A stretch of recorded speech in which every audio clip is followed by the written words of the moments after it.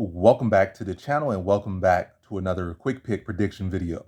In this video, I'll be predicting the women's flyweight bout between Karine Silva versus Ketlen Souza. So Karine Silva versus Ketlen Souza. How I feel about this one? I'm going low confidence Karine Silva.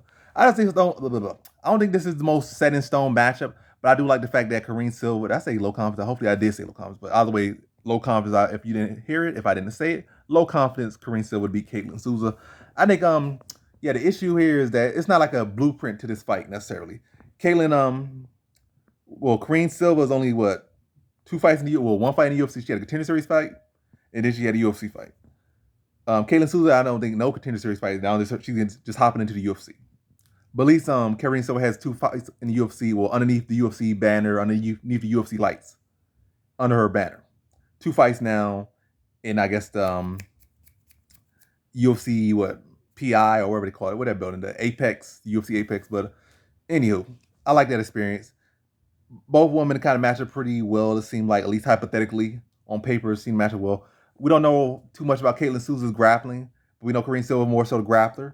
The more dynamic striker is definitely Ketlen Souza, but Karine Silva has definitely fought much better competition. When I look at Ketlen Souza, even some of her record fighters who have somewhat decent records, when I look at them, they're like 43 years old. Like, you start getting where are you finding these women at? Like, you literally getting these women to decorate their records, like these grandmas to decorate their record, and then like get them to decorate the record, then come here and lose to you, so it look a little bit better.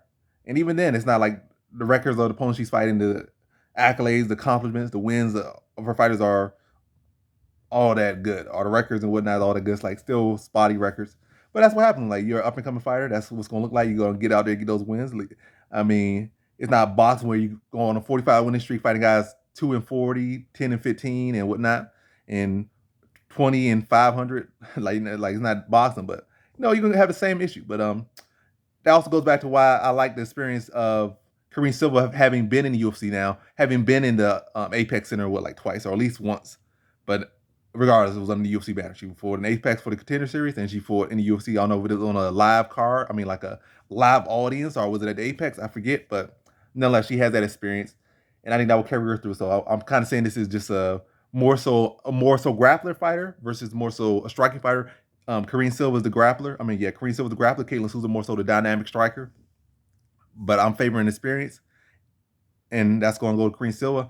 And I favor she's going to be able to like use that experience, come in better, and make those adjustments and be able to get the takedowns and be able to work and then find a submission over Ketlen Souza. So I'm seeing around second round fill out process, then tap her out second round. So in this one, I have Karine Silva via second round Silva. I would say second round Silva.